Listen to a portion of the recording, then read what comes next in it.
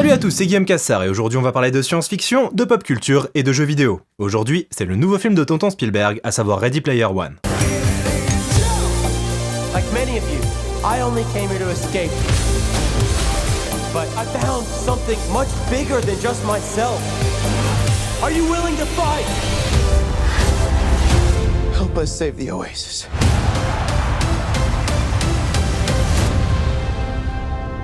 Ready Player One est adapté du roman éponyme signé Ernest Cline publié en 2011. Mais avant toute chose, on va présenter Ernest Cline. Qui est Ernest Cline? D'où vient Ernest Cline? Ernest Cline est-il marié? Ernest Cline a-t-il des enfants? Quelle est la couleur préférée d'Ernest Cline? Quelle est la taille des chaussettes d'Ernest Cline? Et enfin, quel est l'avis d'Ernest Cline sur la situation géopolitique mondiale? Ernest Cline a débuté dans le milieu en coécrivant le scénario du film Fanboys avec Jay Baruchel et Kristen Bell, un pur film de geek centré sur des fans de Star Wars bien décidés à voir la menace fantôme avant sa sortie officielle en 1998. Un film franchement anecdotique mais qui démontrait déjà l'amour de Cline pour la culture pop. Suite à ce galop d'essai, Cline se lance dans l'écriture d'un roman qui deviendra un best-seller dès sa parution en 2011, à savoir Ready Player One. Le livre conquiert aussi bien le public que la critique, qui loue son univers geek très généreux, son rythme et sa qualité d'écriture. Les droits du livre sont acquis par la Warner en 2010, soit avant même sa parution, et Cline commence à plancher sur l'adaptation. Il sera plus tard rejoint par Zach Penn, scénariste ayant auparavant travaillé sur X-Men 2 et 3, Elektra, l'Incroyable Hulk et Avengers avant qu'il ne soit réécrit par Joss Whedon. Un homme capable du meilleur comme du pire donc. Arrive alors la question cruciale, qui se chargera de la mise en scène? L'histoire regorgeant de références multiples aux jeux vidéo, films, mangas et comics, il allait falloir un réalisateur en phase avec son époque et qui comprenne pleinement la culture geek. Robert Zemeckis, Christopher Nolan, Peter Jackson, Matthew Vaughn et Edgar Wright sont approchés, mais c'est finalement Steven Spielberg, le roi de la pop culture lui-même, qui hérite du projet.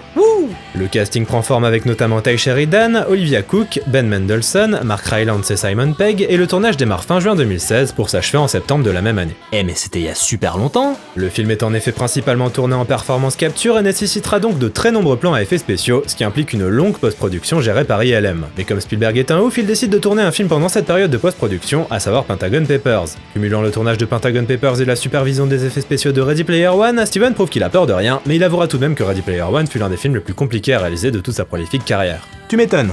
Initialement prévu pour décembre 2017, la Warner décide de repousser la sortie pour éviter de se retrouver face à Star Wars épisode 8. Tu m'étonnes.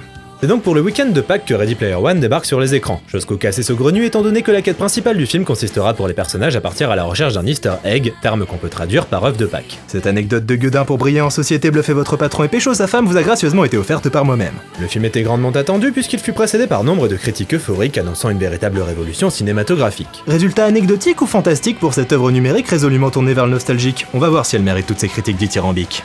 Ready Player One situe son action en 2045 et c'est pas franchement la folie sur Terre. Heureusement, il existe l'Oasis, un jeu vidéo en réalité virtuelle à très grande échelle dont l'humanité se sert comme échappatoire. On suit donc le personnage de Wade Watts qui part à la recherche de l'Easter Egg laissé au sein de l'Oasis par son créateur James Hallyday avant sa mort. Celui qui trouvera le fameux Easter Egg héritera de la fortune d'Hallyday et deviendra maître de l'Oasis. Une course contre la montre s'engage pour Wade alias Parzival et ses amis Artemis et Ash bien décidés à trouver l'Easter Egg avant la maléfique compagnie IOI dirigée par le maléfique Nolan Sorrento. Et bah c'est franchement cool. Quand j'ai vu la première bande-annonce, j'avais vraiment peur que Ready Player One ne soit rien d'autre qu'un trop-plein de références geeks placées aléatoirement dans le but de faire plaisir aux spectateurs et sans vraiment d'histoire intéressante à raconter à côté de ça. Mais ce qui émane du film au final, c'est avant tout un amour sincère de la pop culture, une bienveillance et un profond respect pour le public ayant grandi avec ses références. Ça fourmille de clins d'œil, mais ça fait partie de l'univers et c'est jamais indigeste. On a le T-Rex de Jurassic Park, King Kong, le géant de fer, la DeLorean, j'en passe et des meilleurs. C'est un concentré de tout ce qu'on aime et c'est assez jouissif de voir tous ces éléments disparates se rejoindre pour former cet univers unique en son genre. Spielberg, 71 balais, toujours aussi geek. Niveau effets spéciaux, la performance capture est impressionnante et ces personnages virtuels au design improbable sont plus humains que jamais, campés par de jeunes acteurs prometteurs auxquels on s'attache sans problème. Le casting est d'ailleurs une belle réussite où les jeunes côtoient les chevronnés sans qu'aucun ne soit laissé à la traîne et ils ont en effet tous leur occasion de briller. Mais si on doit retenir une performance, ce sera celle de Mark Rylance dans le rôle de James Hallyday, le concepteur de l'Oasis souffrant d'autisme.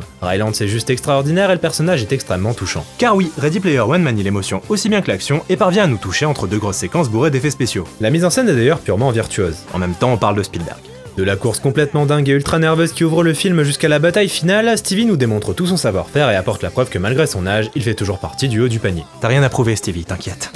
Alors non, tout n'est pas parfait dans Ready Player One. Oui, le méchant est ultra caricatural et pas franchement réussi. Oui, l'histoire reste très classique et manichéenne avec les gentils héros qui combattent la méchante entreprise capitaliste. Et oui, je trouve que le film passe à côté de certaines thématiques pourtant au cœur de son sujet. J'aurais en effet trouvé intéressant que Ready Player One creuse le thème de l'addiction aux jeux vidéo en réalité virtuelle. Au début du film, on constate que pratiquement toute l'humanité est devenue accro à l'Oasis et c'est clairement flippant. Alors ok, le monde réel est devenu bien naze, mais putain, c'est pas en vous enfermant dans un monde virtuel que vous allez le rendre meilleur. Mais malheureusement, c'est jamais vraiment développé et de manière générale, l'Oasis reste cet univers utopique constamment mis sur un piédestal. Il y a juste 2 répliques à la fin du film qui se réfèrent à cet aspect de l'histoire, mais je trouve pas que ce soit suffisant. Pour moi, ça aurait vraiment dû être au cœur du film et développé tout au long de l'histoire. Mais au final, bah non. Maintenant, j'avoue que je chipote. C'est peut-être un thème qui est plus creusé dans le bouquin, ou peut-être carrément pas du tout. Je m'apprête à le lire, donc je verrai bien. En ce qui concerne la BO, c'est Alan Silvestri qui a hérité du projet après que le légendaire John Williams, collaborateur fidèle de Spielberg, ait préféré se concentrer sur Pentagon Papers. Il signe une BO old school, tout droit sortie d'un blockbuster des 80s et donc en totale adéquation avec l'esprit du film. Et quand il s'autocite en jouant quelques notes de la BO de Retour vers le futur, on pourra pas s'empêcher d'arborer un grand sourire niais. Au final, Ready Player One est un excellent blockbuster devant lequel on passe un très bon moment. L'univers est soigné, les personnages également, l'histoire a beau être classique, elle se suit avec plaisir, et le traitement de la culture geek n'est jamais à côté de la plaque. En fait, c'est clairement un des meilleurs films basés sur le jeu vidéo. La concurrence est pas rude certes, mais ça n'enlève rien à son exploit. Bref, si vous êtes un gamer, si vous aimez la culture pop, si vous avez grandi dans les années 80-90, alors foncez voir Ready Player One. Maintenant, si le jeu vidéo vous débecte, alors autant être honnête, c'est clairement pas un film pour vous. Merci à tous d'avoir regardé cette chronique, je vous invite comme d'habitude à vous abonner, à partager, à commenter, à liker, et je vous dis à bientôt. Salut!